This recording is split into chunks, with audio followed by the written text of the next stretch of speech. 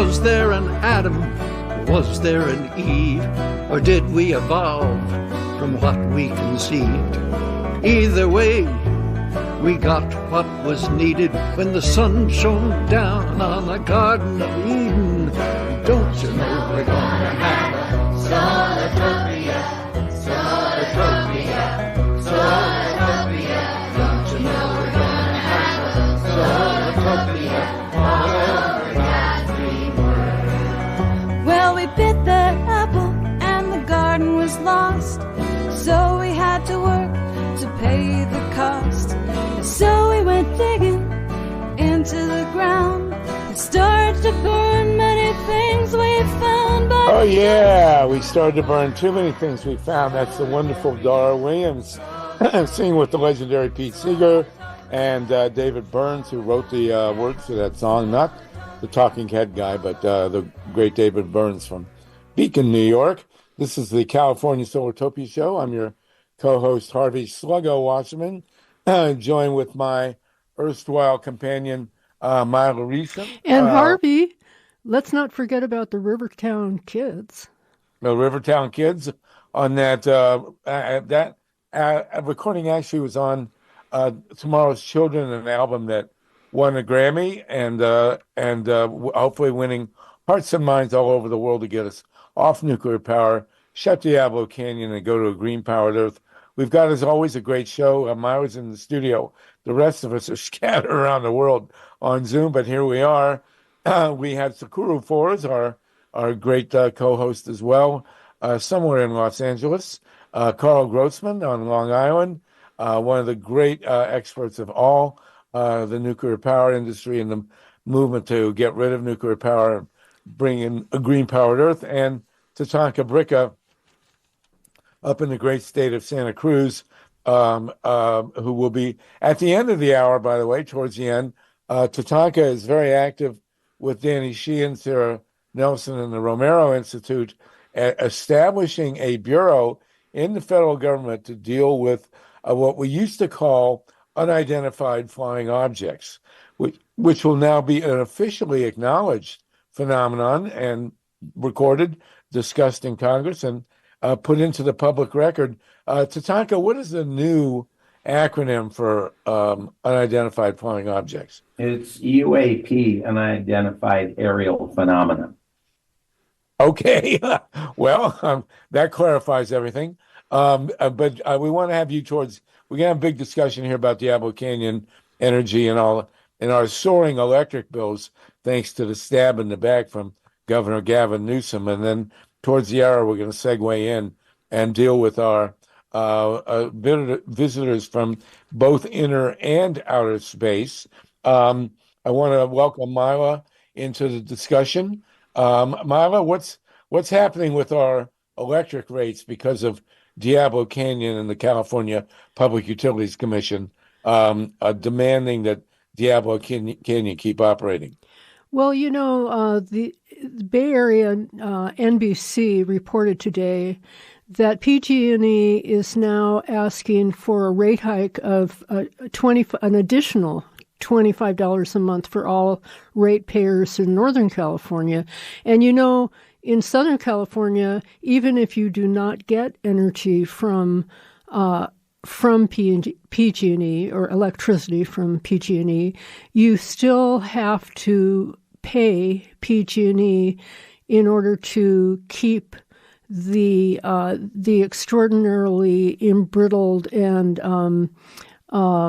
dilapidated nuclear power plant, the Diablo Canyon power plant, going. So they're asking for an additional $25 a month from ratepayers up in Northern California to go up. That's just the first step in rising electricity costs for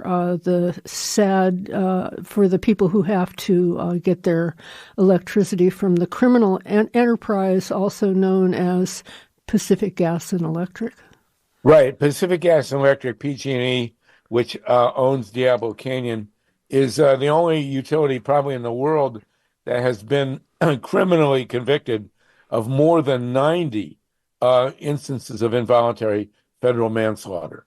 And that's who we have running this nuclear plant. I want to go to TSUKURU Forest. Just last week, within 5 miles of the two reactor cores at Diablo Canyon, there was an earthquake. And allegedly it did no harm, but it was right there at Avila Beach. And I don't know how many warnings we need to have, but the big lie that nuclear power helps global warming is a lie. And now because we did have a deal that was signed by Gavin Newsom when he was lieutenant governor to shut the two reactors at Diablo Canyon, and he has betrayed that trust and forced Diablo to keep operating. TSUKURU, you've also had a very large earthquake in your native Japan. You want to tell us about that? Yeah. So the crazy thing was the earthquake happened on the New Year's Eve. 7.6 earthquake hit the Ishikawa prefecture. So yeah, that's a pretty big one, and I saw the devastation of the air drone photograph actually this afternoon. But okay, so the crazy part of that is, so last Wednesday, which is I believe 27th, Japan actually lifted the safety ban on the world's largest nuclear power plant. Which was offline ever since 2012, right? 2011 accident, it became offline, and it hadn't been operating, but Japanese government just approved, lifting a ban on the largest nuclear power plant in the world, actually, in the production volume. So that was just, a few days ago, and then a few days later, on the 31st, this huge earthquake happened. Actually, not too far from this, very nuclear power plant, because the area that was hit heavily by the earthquake was Niigata Prefecture. So it's roughly, I wouldn't say the same region, but it's pretty close. So that's the thing about, crazy thing about Japan. It's so seismic, and nuclear power plants shouldn't be operating in Japan, but the Japanese government is all really in support of starting up the nuclear power plants once again. So, yeah. Well, it's insane. Isn't that Kashiwazaki? Well, there were seven reactors in Kashiwazaki. And I got to tell you, I marched in Japan in 1978 in marches that said, do not open nuclear power plants because we could have earthquakes and tsunamis that will cause something like actually what happened at Fukushima. This is no surprise here. Just like there's no surprise at Diablo Canyon, which for those of you listening who don't know, it's 9 miles west. The two reactors are 9 miles west of San Luis Obispo on the coast, and the site of more arrests than any other American atomic reactor site. So for a global view, let's get KARL GROSSMAN. Thank you for that, TSUKURU. And then we'll go to our local boy, TATANKA BRICCA. But KARL, you are in Long Island. You were a close observer of the COP gathering, which why don't you tell us what happened there? It's pretty surreal. Absolutely. A farce. The presiding officer, the president of this annual United Nations conference on climate change, is also the chief executive officer of the government-owned oil company in the United Arab Emirates. And he said if we get rid of fossil fuel, which oil companies are quite responsible for, the burning of fossil fuels, oil and gas, the leading cause of climate change, we'd have to all go back into caves. This was his attitude. And then meanwhile, the nuclear industry moved into the into this scene, and it put together with governments led by the United States government, a proposal that to deal with climate change, we'd have to triple the number of nuclear power plants in the world. There are now about 440. be well over 1,000 nuclear power plants. This ignores the reality that nuclear power plants are not carbon-free. The nuclear fuel cycle is very intensive in terms of greenhouse gases. The mining, the milling, the enrichment in particular, and nuclear power plants emit a radioactive form of carbon, carbon-14. So the claim that nuclear power is an alternative to fossil fuels and so forth that would deal with climate change is just a lot of baloney. The other thing I really wanted to talk about, if I could, this afternoon, folks in California, is the editorial. This is the other side of the energy equation. How, as Mark Jacobson recently wrote a book, No Miracles Needed.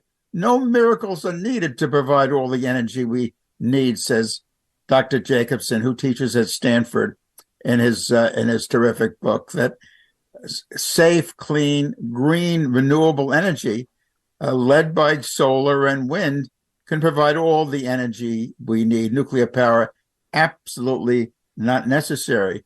Meanwhile, speaking of solar, and back to California, this is an editorial last week in the Los Angeles Times.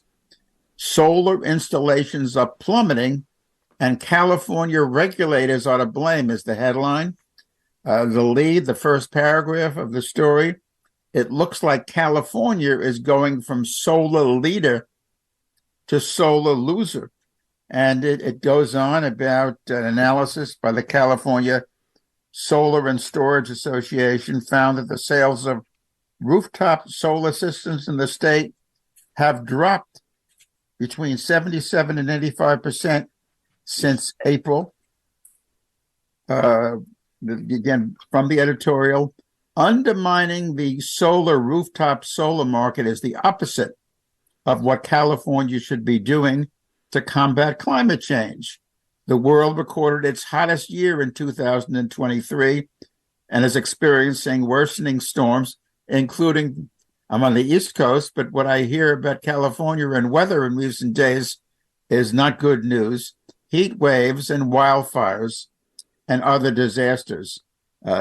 Yet last month, the 5-member panel of commissioners appointed by Governor Gavin Newsom voted to slash solar incentives again. Also, it's pointed out in the editorial that the 5 members of the panel are appointees of Governor Newsom. This is the conclusion, and his PUC appointees should keep an eye on this alarming decline in solar jobs, and if it continues, intervene. But considering what Newsom has done with Diablo Canyon, which is, speaking of outrageous, I've been in the area of Diablo Canyon, and the only thing that, in terms of a kind of an industry, besides those 2 nuclear plants, are spas. There's spas all over the place in that area. I mean, right. It's geologically hot. And let me just conclude by noting that, well, as Dr. John Goffman, speaking of California, for years a professor at the University of California at Berkeley, would say, he wrote a superb book, a handbook to this day, Poison Power. Nuclear power requires 100% perfection, which humans are incapable of. And back to the East Coast, a plan was cooked up. We go back now to the early 60s to build a nuclear power plant in Ravenswood in Queens, just across the East River from Manhattan. And Con Ed pushed and pushed and pushed. Finally, it was stopped by anti-nuke folks in New York City. A law was introduced, a proposal for a law in the city council to prohibit the licensing of and the building of nuclear power plants within the boundaries of New York City. So Con Ed dropped that project in Ravenswood in Queens. It was to be called Ravenswood one. Well, what happened in the last couple of days? Right in that area in Astoria, which is a few miles from Ravenswood. And this happens rarely in New York. There was an earthquake, not like a 6 or a 7 on the Richter scale, but a 1.4 earthquake, Right. which shook buildings all over Western Queens and into Manhattan. Nuclear power is a danger on so many levels. And in recent days, we've seen, and in recent weeks and in recent years now, we've seen example after example of those dangers. Well, I'd like to point out, Karl, that the very first atomic reactor that was damaged by an earthquake in the United States was in Ohio, at the Perry plant east of Cleveland. I grew up in Ohio. You worked on newspapers in Ohio. Linda Seeley is a native right near where the Perry nuclear plant is, and it was hit by a 5.0 earthquake. Who ever thought? And then again recently, again it was hit by an earthquake, as was the North Anna plant in Virginia. But of course, everybody knows that Diablo Canyon is right in the bullseye of God knows how many earthquakes. And here we had last week, within five, you could barely get closer. Within 5 miles of the 2 radioactive cores at Diablo, we had an earthquake at Avila Beach. I'm sure Linda Sue was out surfing at Avila when that happened and probably got some big waves. We're going to thank you, Karl Grossman, author of Power Crazy and really one of the great figures in the safe energy movement worldwide. This is our first show of the new year, California Solartopia. My co-host MYLA RESON is waiting by. I'm going to go to Tatanka and then Linda, and then we'll go to MYLA to you, and we'll go round robin again. TATANKA BRICCA is up in Santa Cruz, and Linda Seeley is in Morro Bay, both representing very up close and personal the movement to shut Diablo. I will point out, as Karl pointed out, that our rates in LA are going up because of Diablo Canyon. I'm in the DWP. We get zero electricity from Diablo Canyon, and yet Gavin Newsom, who signed the agreement to shut the reactors, has forced through a bill through the legislature to make us all over the state, including LA, pay for that thing. Tatanka, I'm sure you have very high electric bills where you are. Fill us in on the latest, and then we'll go to Linda from the Mothers for Peace, and then back to MYLA. Just to upgrade a bit, Carol and I were fire evacuees from the Santa Cruz Mountains 3.5 years ago. We live in Atascadero now, which is just a few miles north of San Luis Obispo. So the power plant is about 15 miles from our home now, and Linda and I are neighbors. That's the one great thing about living in this area. You both have get together, and you leave your cars running, and you both have track shoes. There you go.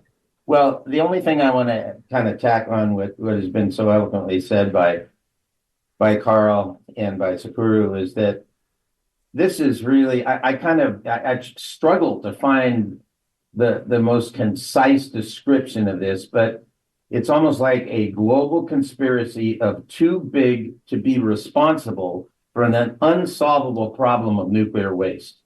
It's like they're facing red ink. They're facing finally at the end of the lifestyle of these plants that become embrittled and have all kinds of problems. Not that there aren't problems from the beginning, but they just get worse.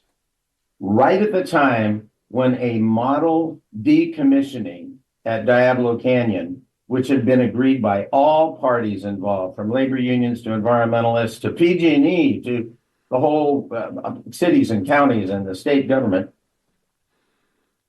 Governor Newsom does this about face, I guess, to whoever spoke to him, and then he positioned himself to be the replacement for Biden in 24 or to run in 28 on his own.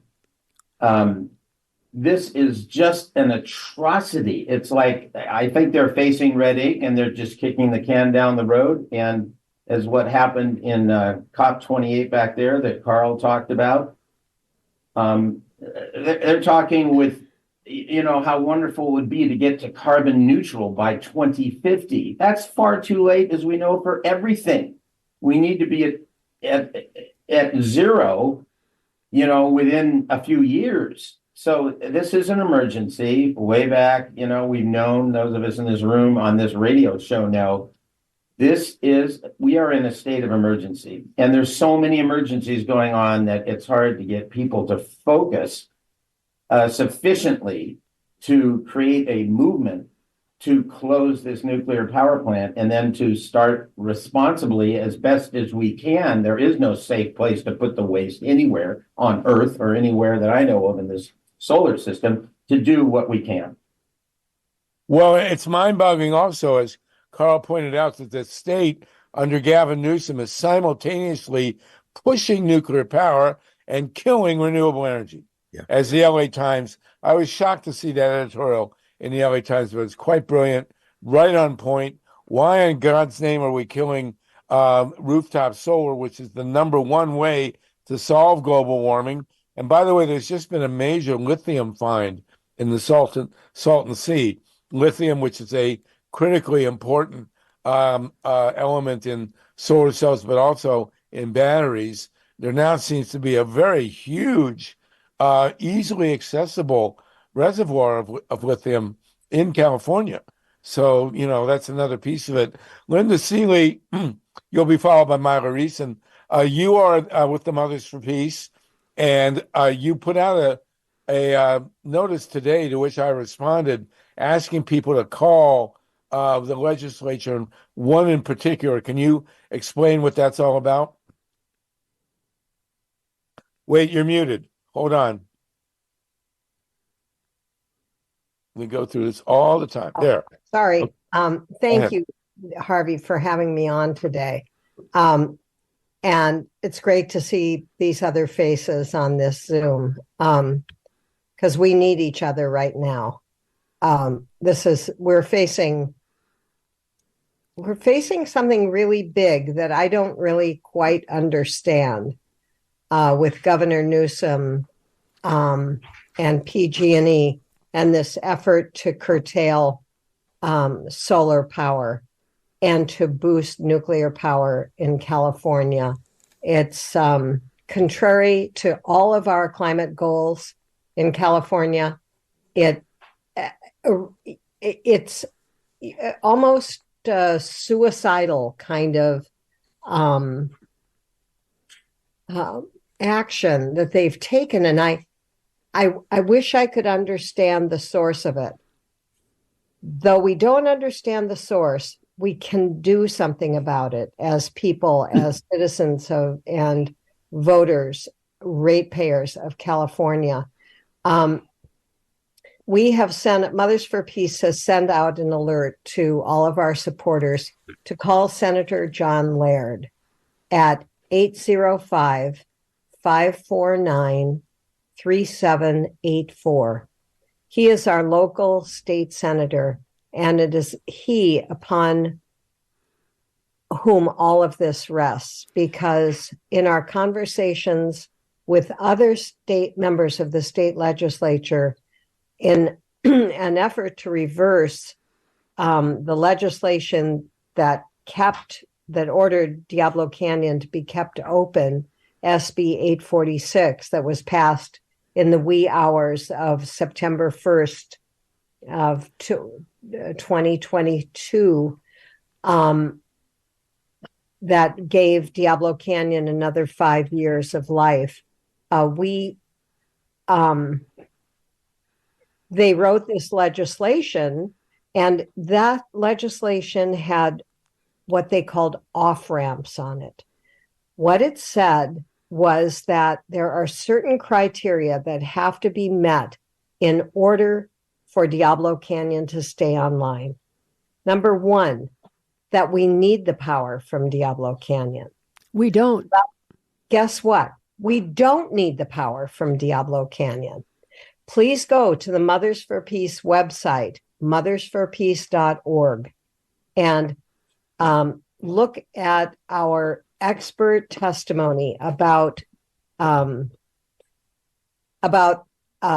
need for the power from Diablo Canyon. It is absolutely false. We do not need it whatsoever. We have plenty of renewable energy, solar, power and battery backup storage to meet all of our energy needs. We have way more than enough.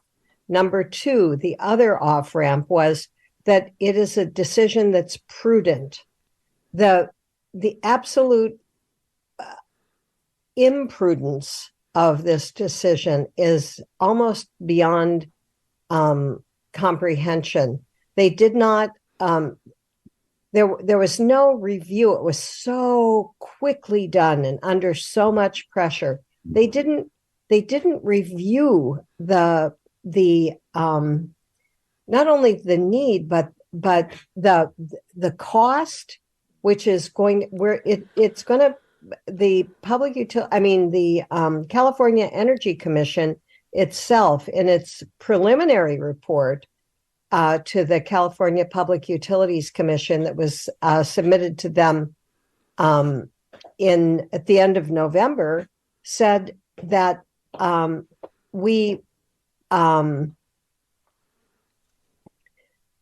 it's going to cost Californians at least $6 billion on top of their bills that they have now to keep Diablo Canyon open for 5 more years. That is unbelievable. And that's only the beginning of it. They haven't analyzed the absolute cost of it at all. And then there's the third issue. They have to have a safety review, which they have not done. And Mothers for Peace has found that we have, that there is one of the reactor vessels in Unit 1, which is under a great deal of pressure, because that's where the nuclear reaction takes place at 5,500 degrees, under tremendous pressure and unbelievably high radiation levels. This pressure vessel was built in 1967, and it has been running ever since 1984, and they have not checked the internals of this pressure vessel since the year 2003. They are required to check the internals of it every 10 years, but PG&E has applied for and has received exemptions to checking the safety of the internals of that pressure vessel. And our expert on this matter, whose name is Dr. Digby McDonald, who is a professor of materials engineering and nuclear science at Berkeley, has analyzed all of the documents that PG&E and the NRC have submitted about this particular pressure vessel, and he has found that it probably reached its limit of what they call ductility, meaning being able to take sudden temperature changes back in 2021. And our expert seismic analyst from Dr. Peter Bird from UCLA has, after reading, all of the documentation about the earthquake faults around Diablo Canyon, has found that the 2 earthquake faults that run directly under the plant are most likely called vertical thrust faults, which means that if there was even a small earthquake on those faults, they travel upward and they cause way more damage than a vertical fault, than a horizontal fault. So if you put it all together, we have a nuclear power plant that's built on around 13 earthquake faults. The 2 faults that are right under the plant are vertical thrust faults. The reactor vessel of Unit 1 is brittle. If it had to be shut down in an earthquake, and it had the way they shut it down is by pouring cold water into this very hot vessel. And you've had that, everybody has seen that happen. Boom, it can shatter just like a glass. And if that happened, God forbid, we would have a release of radiation in California like that is even beyond Fukushima. There's no reason to have this nuclear plant. There's something fishy going on with California, with the governor, with PG&E, that they're curbing solar. They want to keep nuclear. We've got to get our state legislators to write a law, just like they wrote a law 2 years ago or a year and a half ago to keep it open. We have to get them to write a law to shut it down. And so what I would like everyone who's listening to do, you can call Senator Laird. Unfortunately, when we called yesterday and today, the messages, the mailbox was full.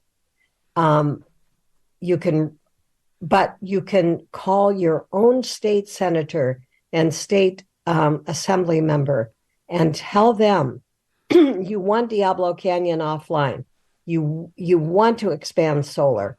This is an insane proposition that we're living under right now. So if go local, go to your own legislators, tell them they need to contact John Laird and tell him to write legislation, and they will help him write legislation to shut this plant down. Thank you. Beautifully done, Linda. Thank you so much. And I called Senator Laird's office today, and they, said the mailbox is full. I mean, who's this guy working for? It's ridiculous. I want to go to MYLA RESON now. Thank you, all of you, TSUKURU, Karl, TATANKA, and Linda. This is incredibly important stuff for the first show of the year.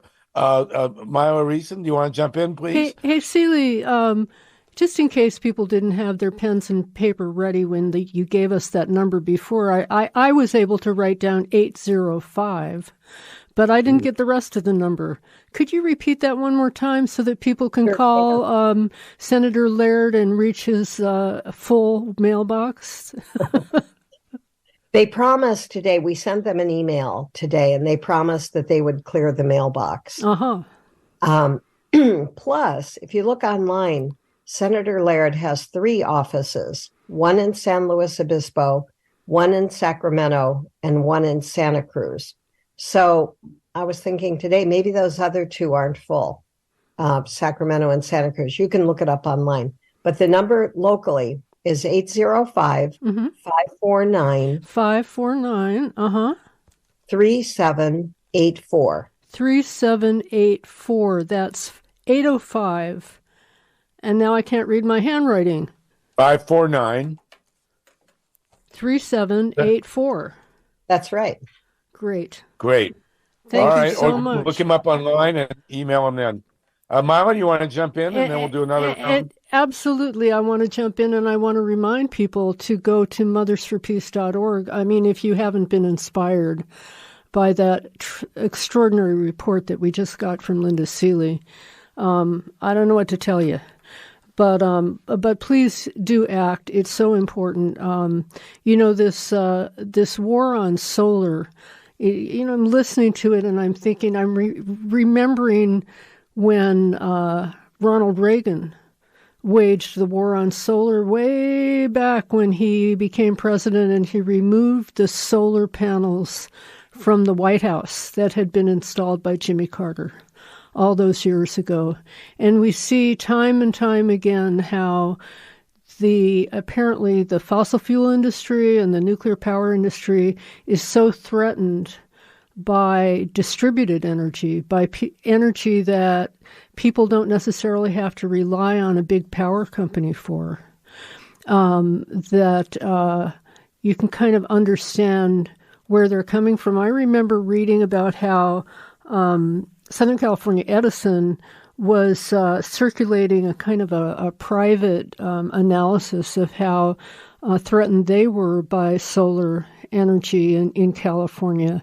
And, years ago, not that many years ago, we saw the operator of the Palo Verde nuclear power plant in Arizona spending a tremendous amount of money. I think it was, something like $10 million of ratepayer money to defeat a statewide ballot measure in Arizona that would have required government entities to install 50% solar in the state of Arizona, and that ballot measure was defeated because the operator of the Palo Verde nuclear power plant in Arizona, by the way, we get a lot of electricity from Palo Verde here in Southern California. That's a whole other story. But this war on solar has many different skirmishes, and the current one now is that Gavin Newsom's California Public Utilities Commission is really making it too costly. Well, not too costly, but they're hobbling the California solar industry, as Karl was talking about earlier. So I just want to go ahead, Harvey, and then I'll respond. Well, Maya, you wanted to emphasize that, remember, we're on in LA, although we were shocked to see this very pro-solar op-ed in the LA Times, which means we're definitely making progress here. I do want to point out that Idaho this week did something similar to solar, and they're really aiming at killing the rooftop solar industry. There should be no rooftop in this country, or in most of the country, that doesn't have solar panels on it. And in California, we also want to cover the aqueduct with solar panels for a wide range of obvious reasons. So, Marlo, if you'll tell people how they can support the station, and we'll go back to right. So, just give me the warm power of the sun. Give me the steady flow of a waterfall. Give me the spirit of living things as they return to clay. Just give me the restless power of the wind. Give me the comforting glow of a wood fire. But please take all your atomic poison power away. Everybody needs. Sounds like we're getting the musical portion of our show from outer space, and we'll be talking for the last 10 minutes about the amazing work TATANKA BRICCA has been doing to make sane our approach to people from afar, or at least from outside intelligence. TSUKURU 4, what's the state of solar in Japan and in your neighborhood? You are in Angelino, and just give us a bit on that, and we'll welcome your comments. Statistics wise, I mean, I really actually kind of have to study up about Japan. But all I know is there was actually very good documentary that was made like right after the Fukushima disaster. So this documentary filmmaker studied, how there was a conspiracy in Japan, kind of like I just like here, against the the solar power movement, or not even like not only solar, but really like all renewable energies. And his point, that the documentary filmmaker's point was, he really in his two films that he made, he established it's how it's like completely doable and viable in Japan to be self-sustaining with all renewables. We can, I mean, in Japan, like they can really use not only like solar power, but things like geothermal and also wave technology to do the energy production, and really do not have to rely on nuclear power. So yeah, there are two documentaries that he made, that's really good. But unfortunately, because the Japanese government is so keen on, relying on nuclear power, really, I don't think in Japan, like people made much progress in going solar, unfortunately. And Well, also, like, ironically, yeah, ironically, the one good thing that came out of Fukushima is that the 50 plus reactors in Japan have been mostly shut since 2011. And we just had, of course, we know that Germany is now post-nuclear. The fourth largest economy in the world has shut all its reactors. And you all hear this and that. I hear they're burning wood, blah, blah, blah. In fact, it's very successful what the Germans are doing, transitioning away from nuclear power. Germany's not exactly a hippie farm. This is a very, as I say, the fourth largest economy in the world. California is the fifth. And we're trying to figure out, maybe Karl can tell us, what is it that is freaking out the energy industry so much about rooftop solar and about going green? KARL GROSSMAN? Well, it's a challenge that clearly negates any need for nuclear power. That again, as Dr. Jacobson says, no miracles needed. I mean, I'm sitting in a house in a quaint Long Island community called Sag Harbor, a saltbox house, 150 years old, and above my head are 38 solar panels, photovoltaic panels. The meter on the side of the house is going backwards all the time because we're generating more electricity than we use. And also on top of the house, some thermal panels, which provide hot water to the house. And, what we have, everybody should have, not depending on some death machine built and run by some shady utility. We can generate, again, all the power we need through existing technologies. Jacobson, who talks about solar, wind, and in fact, there's a big, just a few weeks ago, the first wind farm began operating off the East Coast, and more to follow. Wave power, tidal power, geothermal power is. I did a documentary years ago on hot, dry rock, how below the ground in much of the planet, the rock is hot. And we went out to New Mexico where there was an experiment. The government was running an experiment, a model hot, dry rock facility. And it was quite simple. They sent water down an injection pipe. The water came up after hitting the hot, dry rock, hot as could be. A turbine was he was in fact, some of the scientists working on that project said hot, dry rock, they said, could produce all the energy we need. And maybe hot, dry rock couldn't, but with solar and wind, at the Renewable Energy Laboratory in Golden, Colorado, where I also did some TV work interviewing scientists there. You go to one division, the wind division, they talk about wind providing all the energy we can need. You go to the solar division, photovoltaic, all the energy, and so forth. That's one good national laboratory, NREL, Yeah. nuclear. Right. Yeah, I've been there as well. And it is quite amazing. I do want to point out that Ronald Reagan, the great enemy of solar, when he was governor, actually signed the California Environmental Quality Act, which Diablo Canyon is in violation of by not building cooling towers. It's outrageous. KARL, great to have you with us. Harvey, it's actually the Federal Clean Water Act that they're in violation of with respect to the cooling towers.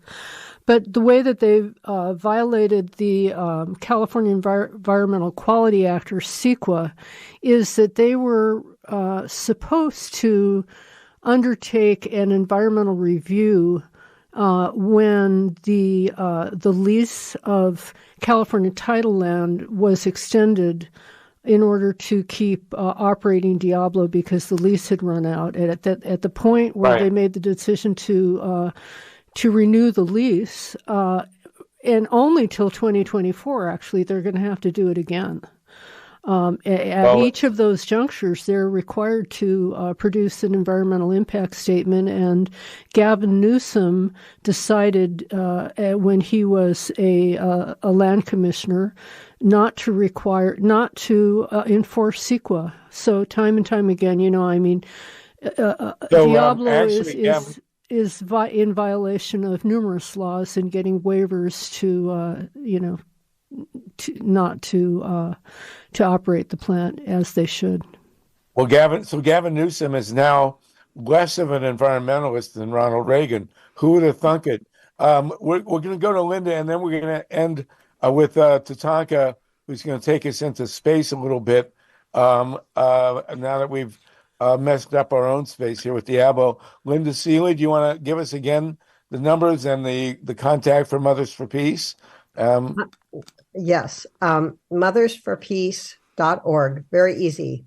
Mothers for Peace, one word, .org. Go to our website. It's absolutely chock filled with interesting, informative, honest information. The authorities that we use for our statements are based on fact, not on hope or superstition.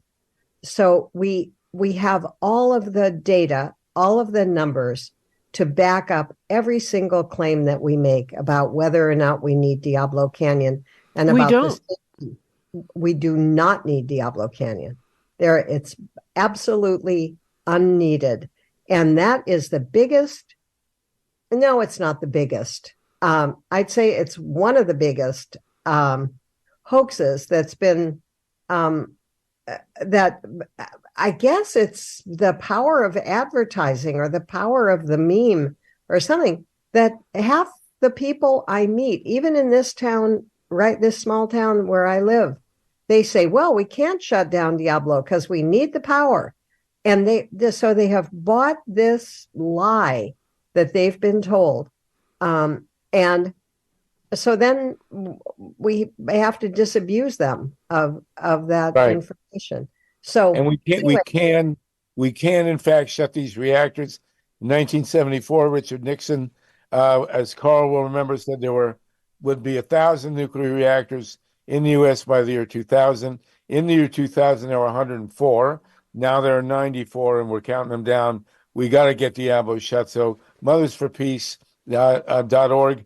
Call your state rep or senator. Get them to call Senator Laird, and let's get this done. I want to sign off here with Karl and TSUKURU. Thank you both very much, KARL GROSSMAN, TSUKURU Force, Linda Seeley from the Mothers for Peace. We will, of course, continue with California Solartopia on this theme. And now we're going to take a little break and go in with the great TATANKA BRICCA. And MYLA, you'll pick us up when we need to sign off, if you would.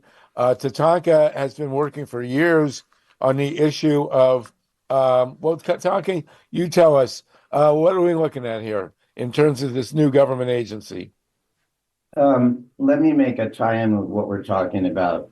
When we follow the money, it starts to be understandable. And we were getting at it, this fishy situation.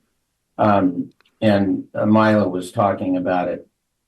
I learned from a friend of mine, a friend of a friend, who was working at Stanford Research Institute in 1978, who created the futures department there, studying trends and how to predict a future, a program for predicting the future for governments and for corporations. These are people that have 50 to 100-year plans.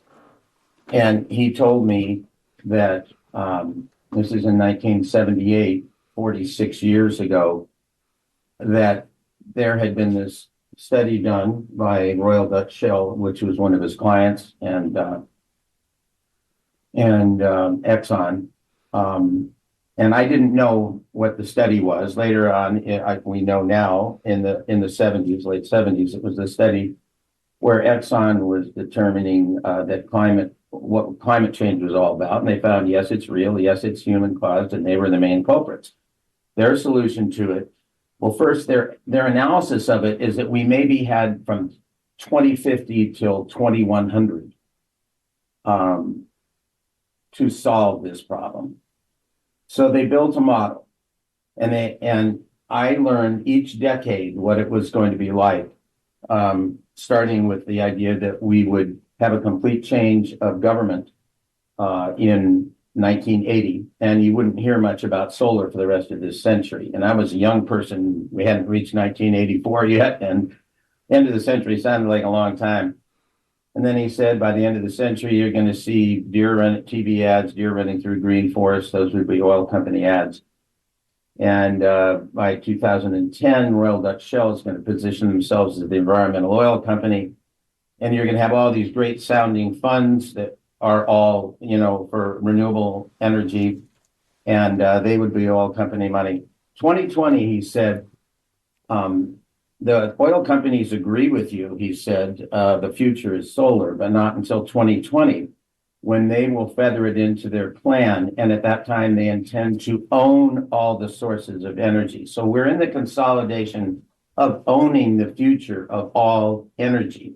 And they may be going off old plans, and haven't updated themselves. I don't know what the reason for the lack of alacrity and keeping, insisting on, nuclear going up and dumping fossil fuels in there.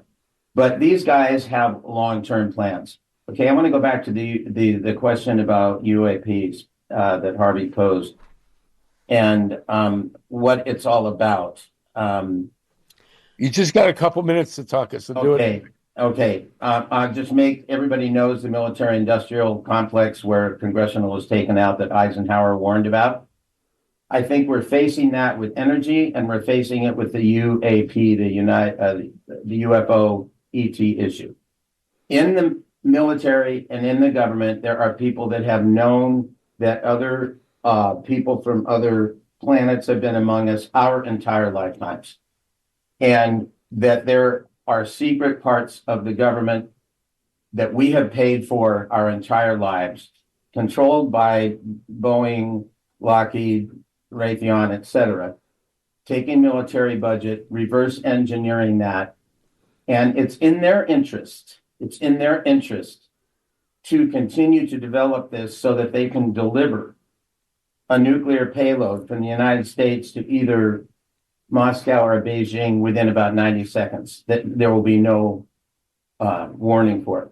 Now, fortunately for us, I don't think they've figured that out, because I think to utilize a vehicle that goes at above 30,000 miles per hour and can stop on a dime requires a physics that our smart guys haven't been able to understand yet. They've sort of figured out that the control system is somehow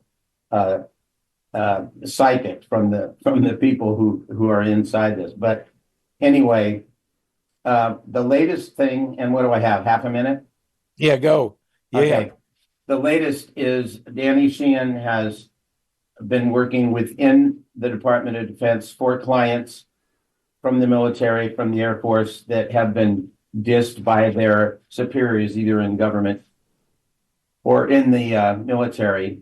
And an agreement was come to, and Biden signed an executive order over a year ago now, 3 days before last Christmas, ordering the Pentagon, all aspects of the military, the Defense Department, the intelligence network, and private military contractors to turn over everything they know about UFOs and ETs since January of 1945.